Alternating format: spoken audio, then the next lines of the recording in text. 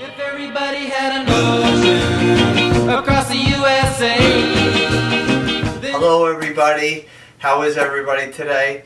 My name is Chef Rob and getting ready for winter, so we like our soups, we like our stews, and what would be better than a rustic rosemary Parmesan bread?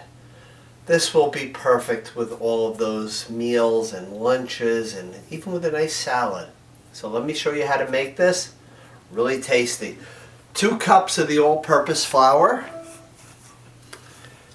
Just make sure you always level this out really good. Nice and smooth. What's really good about this bread is no yeast in it, just baking powder, so it's a quick bread. So this is something you could whip up if unexpected company, want to make a little fancy dinner. So 2 cups of flour in there. Now we're going to take just a half a teaspoon of sugar. So very, very little sugar, but it really does matter for the texture and the moisture of the bread. So make sure you do put that little bit of sugar in there, okay? A half a teaspoon of our regular table salt. Let's put that right in. And now to make it rise pretty good, we want 2 teaspoons of baking powder. Make sure it's nice and level so you get that correct rise to it.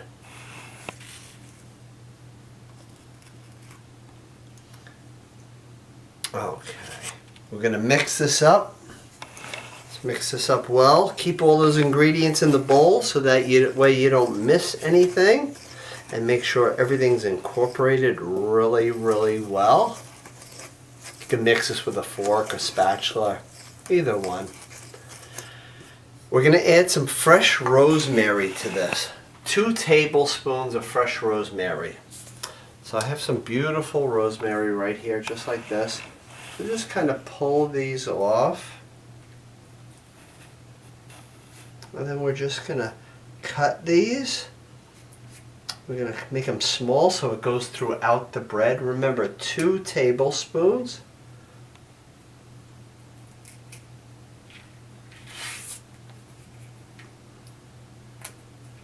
Okay, just take a knife. Just cut it really small. Nice small dice. And then we're just going to add that right into our bread mixture. And it really depends on how much of a rosemary fan you are. If you like a little more rosemary, put it in. If you like just like a hint of it, you can cut it down to 1 tablespoon. This smells really good. They always have the fresh rosemary at the markets, so you can always get that. Okay, so now we're going to take 3/4 of a cup of lukewarm water. I want it to be about 80 degrees in temperature, so just take a little thermometer just like this, put it in there. I have exactly 3/4. I want to make sure it's right around the 80. It's like 82, so that is fine. As long as it's real close to it, that would be good. Now let's just mix this up really good. Just until it's combined.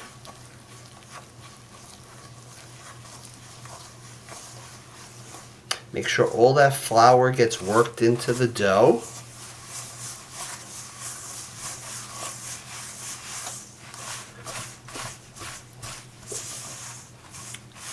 You're going to bake this at 425. You're going to start it at 425 and then you're going to reduce it down to 350.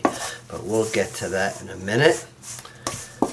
If you have gloves or you want to take your hand, just make sure it's combined really well.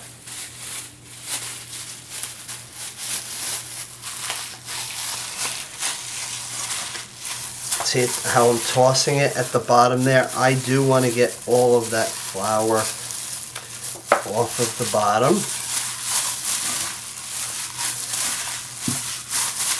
And we're where there's nothing left at the bottom. Okay, so now what we're going to do is we're just going to lightly dust our cutting board or whatever surface you may want to do it on.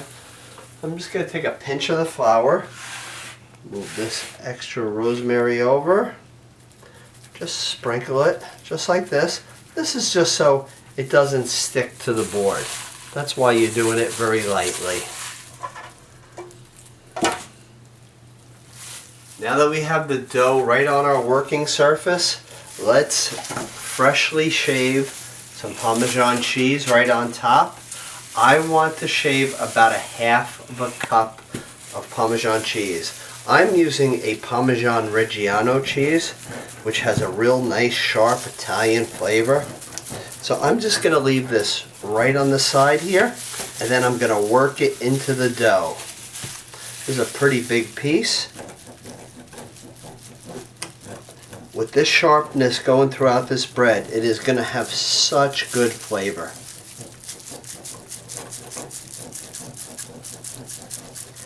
Again, about 1/2 cup. Right there's perfect. Let's take this Parmesan Reggiano and mix it right into the dough. Just kind of fold it over and get all that really good taste mixed in there. If you wanted at the end, when it's done, before it goes in the oven, you could always brush it with a little egg wash and put a little more Parmesan Reggiano cheese on top, if you like it that way. Okay. So I just want to knead this just for about a minute, just until everything is really combined, and then it's nice and smooth.